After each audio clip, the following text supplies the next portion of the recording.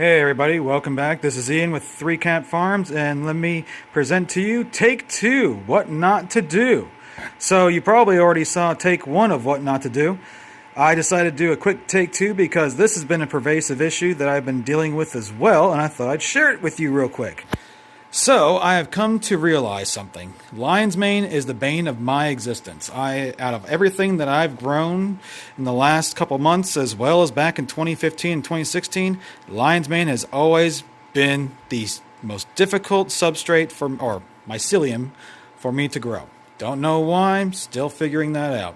And I wanted to show you something real quick that I had experienced and that I'm continuing to experience. So, lion's mane bag 4, bag 5, my first batch that I made when I restarted and everything. And if you can read the labels, these are first inoculated back on 12/21. It is now, the 17th of January. So, yeah, they're almost a month in, and you can see literally no action. Now, the interesting thing about these two, I actually have 4 bags that are in the exact same circumstance. And I want to say around day 15 of the grow cycle, or the spawning cycle, I decided to remix them. The mycelium that was growing was relatively wispy. It was only really concentrated on the top portions of the bag because, I just couldn't get the grain spawn really well mixed throughout the substrate blocks. And so what I've done in the past when I deal with these situations is remix the bag, aka break up the soil, break up the mycelium, redistribute it throughout the bag, try to get a better blend. It works great on things like oyster mushrooms. I've used that technique in the past, but when I used that technique on these lion's manes, they stopped doing anything.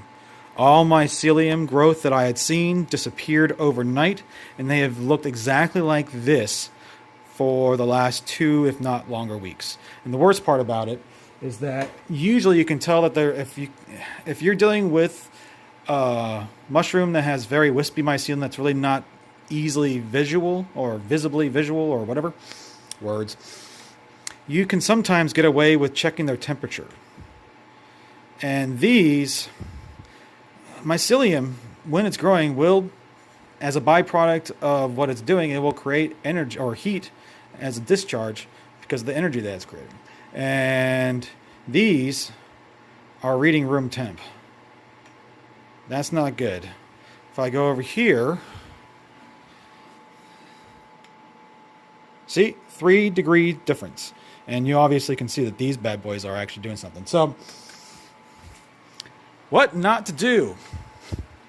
Don't remix your lion's mane. Let them grow or let them die. Because if you touch them, they will die.